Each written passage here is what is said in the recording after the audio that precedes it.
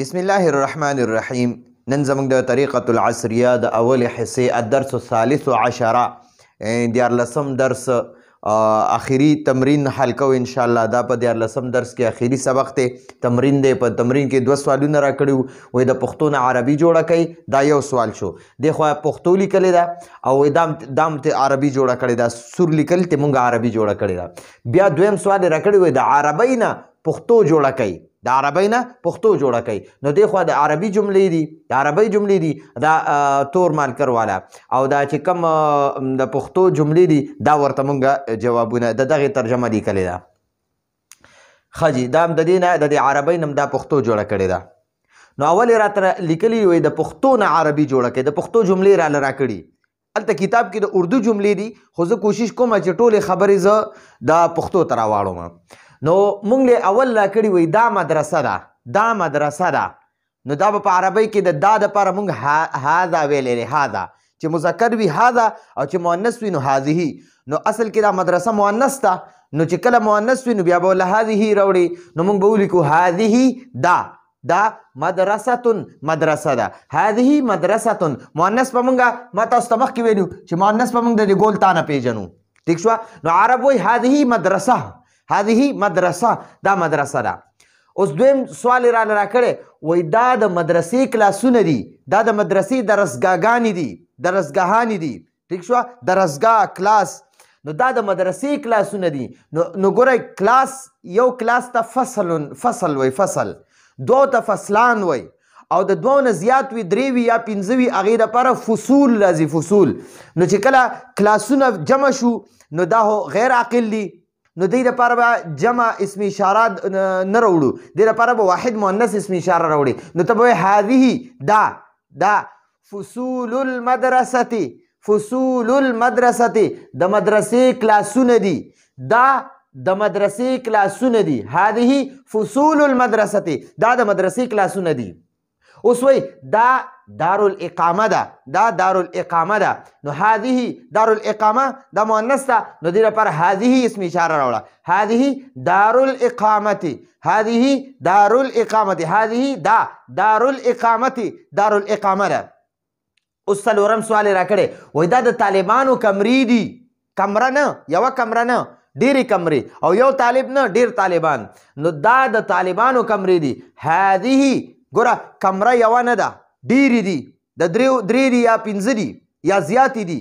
نو د یوې کمرې لپاره هذه راځي، د 2 لپاره هاتانې راځي، او چې د 2 نه زیاتې شي بیا به ورله هذه راوړي. هؤلاء د عقل والا انسانانو دپاره استعمالیږي هؤلاء. او چې انسانان نه وي، د نور څیزونو جمع وي، نو هغې دپاره به واپس ته هذه اسم اشاره راوړي. نو ته به دا ووایې دا د طالبانو کمرې دي. هذه دا غرفات، غرفتون یوې کمرې ته وایي، غرفتان 2 ته وایي، او غرفات ډېرو کمرو ته وایي. غرفات الطلبة، غرفات الطلبة دا د هذه دا غرفات الطلبة د طالبانو کمرې دي. غرفات الطلبة د طالبانو کمرې، غرفات الطلبة د طالبانو کمرې. نو هذه غرفات الطلبة دا د طالبانو کمرې دي.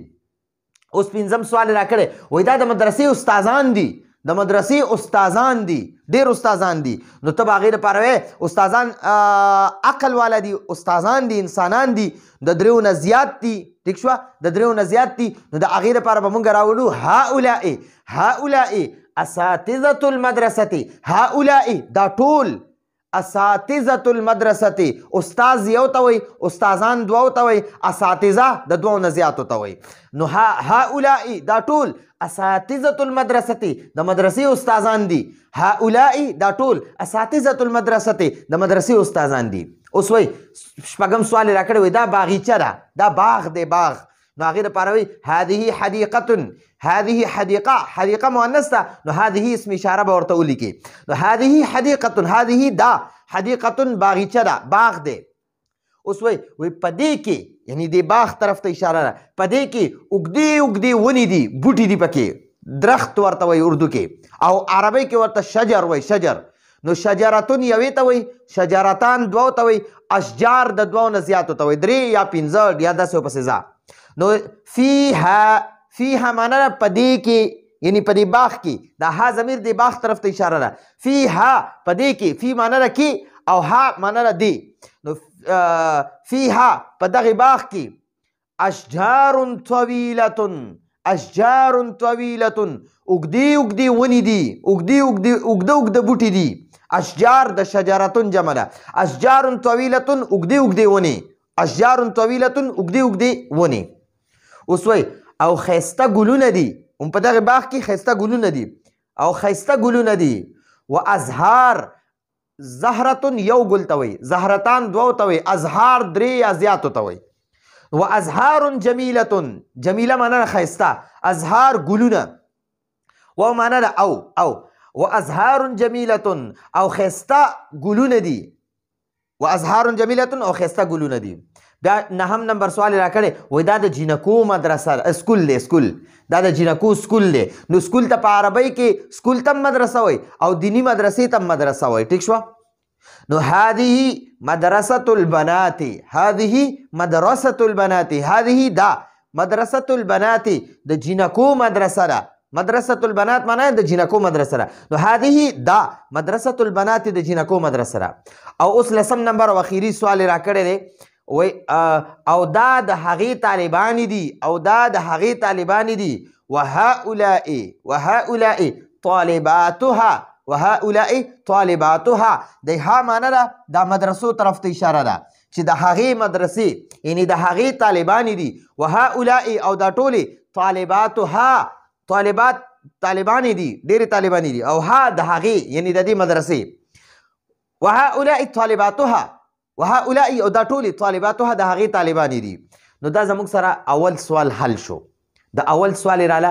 د پښتو جملې راکړي وایي د دې پښتو نه تاسو عربي جوړه کوئ نو د پښتو نه موږ عربي جوړه کړه دا سور لیکلو والا اوس یې راله د عربۍ جملې راکړي وایي د دې نه پښتو جوړه کوي عربۍ نه پښتو جوړه کوي اول یې د پښتو نه عربي جوړه کړه اوس د عربۍ نه پښتو جوړه کوي دا دویم سوال دی د عربۍ نه پښتو جوړه کوي نو اول سوال راکړي هذه کتب یو کتاب دپاره هذا کتاب راځي هذا کتاب دا کتاب دی دو دپاره هذانی کتابانی او چې اوس کتابونه ډیر شي کنه نو بیا به والله اسم اشاره د واحد مؤنث لګي نو بیا به ته ولیکې هذه کتب دا کتابونه دي دا ټول کتابونه دي هذه کتب دا کتابونه دي ټیک شوه دا د عربی جمله ده هذه کتب نو د دې موږ پښتو ولیکله دا کتابونه دي هذه کتب دا کتابونه دي کتاب یو ته وایي کتابان دوه ته وایي کتب ډېرو ته وایي اوس وایي هذه کتب عربیة دا دویم سوال دی وایي د دې نه پښتو جوړه کوي نو هذه معنی ده دا او کتب عربیة د عربی کتابونه دي کتب عربیة د عربی کتابونه د عربی کتابونه دي د عربی کتابونه دي اوس وایي هذه کتب دینیة دا دریم سوال دی هذه کتب دینیة وایي د دې پښتو جوړه کوي هذه معنی ده دا کتب دینیة دینی کتابونه دي کتب دینیة دینی کتابونه هذه دا کتب دینیة دینی کتابونه دي کتب دا موصوف ته او دینیة صفت ته نو د صفت مونږ په پښتو کې اول معنی کو او د دې موصوف رستو معنی کو دینی کتابونه هذه معنی ده دا ټول کتب دینیة دینی کتابونه دي اوس وایي څلورم سوال را کړی وایي هذه مدارس اسلامیة هذه مدارس اسلامیة دا ټولې مدارس اسلامیة اسلامی مدرسې دي مدرسه یو ته وایي مدرستان دوو ته وایي او مدارس ډیرو مدرسو ته وایي نو دا اسلامی مدرسې دي هذه مدارس اسلامیة دا اسلامی مدرسې دي اوس پنځم سوال د عربی را کړی وایي دې نه پښتو جوړه کوي هذه خزانات المکتبة خزانات الماری دا چې کتابونه پکې پراتی دغه المارو ته اشاره کوي وایي هذه دا ټولې خزانات المکتبة د کتبخانې چېرته چې انسان کتابونه خپل ږدي نو مکتبه ورته وایي نو دا وایي خزانات المکتبه د مکتبې الماری د کتبخانې الماری د کتابخانې د لایبررۍ المارۍ. نو هذه دا ټولې خزانات المکتبتې د مکتبې د کتابخانې یا د لایبررۍ الماری دي. الماری ٹھیک شو، دا د کتابخانې الماریانې دي، دا د کتابخانې الماریانې دي. اوس وایي نحنو معنی را مونږ د درې یا زیاتو دپاره، درې یا زیاتو دپاره به نحنو وی مونږه مسلمونه مسلمانان یو، نحنو مسلمونه مونږ مسلمانان یو، نحنو مسلمونه مونږ مسلمانان یو. اوس اووم سوال یې راکړی وایي هؤلاء بنات صالحات. هؤلاء دا ټولې بنات، بنتون یوې جینۍ ته وایي، بنتان دوو ته وایي، بنات ډېرو ته وایي. نو هؤلاء بناتن دا ټولې جینکۍ دي، صالحات نیکانې. نو دا به داسې معنی کوي هؤلاء دا ټولې بناتن صالحاتن نیکانې جینکۍ دي، نیکانې جینکۍ دي. صالحات معنی به مخکې کې او د بنات معنی به وروستو کې. په عربۍ کې به بنات مخکې لیکلی کېږي، صالحات به وروستو لیکلی کېږي، خو ترجمه کې به د صالحات معنی مخکې کې او د بنات معنی به وروستو کې. دا موصوف صفت دي. نو هؤلاء دا ټول بنات صالحات نیکانې جینکۍ دي. هؤلاء دا ټولې بنات صالحات نیکانې جینکۍ دي. ٹھیک شو، دا ټولې نیکانې جینکۍ دي، صالحانې جینکۍ دي. اوس وایي هذه شوارع. ګوره شارع یوې لارې ته وایي، شارعان دوو ته وایي، او شوارع ډېر سړکونو ته وایي. یو سړک ته شارع وایي، شارع. ٹھیک شو، دوو ته شارعان وایي او ډېر سړکونو ته شوارع وایي. نو دا شوارع غیر عقل دی، عقل والا نه دی. عقل صرف د انسان دی، د فرشتې دی او د جناتو دی. دا درې عقل والا دي. نو د دې دا که جمع شي نو هؤلاء یا اولئک به ورله راوړي، او که د دې نه علاوه نور څیزونه جمع کیږي نو هغې دپاره به واپس هذه اسم اشاره راوړي، که نږدې وي هذه او که لرې وي تلکه. نو هذه شوارع دا سړکونه دي، نظیفتن صفا سوتره، بالکل پاک صفا سوتره سړکونه دي. نو دا به داسې وي هذه شوارع نظیفتن، هذه دا ټول شوارع نظیفتن صفا سوتره سړکونه دي، صفا سوتره سړکونه دي. هذه دا ټول شوارع نظیفتن دا صفا سوتره سړکونه دي، دا ټول صفا سوتره سړکونه دي.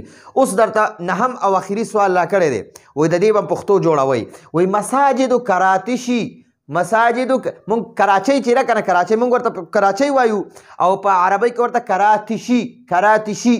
مساجد د مسجد جمع ده، یو ته مسجد وایي، یو جماعت ته مسجد وایي، دوو جماعتونو ته مسجدان وایي، او د دوو نه زیاتو ته، دریو یا زیاتو ته مساجد وایي. نو وایي مساجد کراتشي د کراچۍ جماعتونه، مساجد کراتشي د کراچۍ جماعتونه، مساجد کراتشي د کراچۍ جماعتونه، مساجد بشاوره د پیښور جماعتونه، مساجد لاهوره د لاهور جماعتونه، مساجد بلوچستان د بلوچستان جماعتونه، یا مساجد جارسده د چارسدي جماعتونه، یا مساجد کراتشي د کراچۍ جماعتونه. جمیلتن خیسته دي، و نظیفتن او صفا سوتره دي. ٹھیک شو، جمیله معنی را خیسته، ښکلي، خوبصورته، او نظیفتن معنی را صفا سوتره، پاک جماعتونه دي. نو دلته وایي نهم سوال یې راکړی، وایي مساجد کراتشي د کراچۍ جماعتونه جمیلتن و نظیفتن، جمیلتن معنی را خیسته، و نظیفتن معنی را صفا سوتره دي. ٹھیک شو، نو دا زمونږ له تمرین دوه سوالونه یې راکړو، دواړه الحمدلله حل کړه. د دې نه پس به انشاءالله مونږ الدرس الرابع عشره 14 درس وایو. نو راتلونکي درس پر اجازت غواړو. هذا هو المرام والله اعلم بحقیقة الكلام.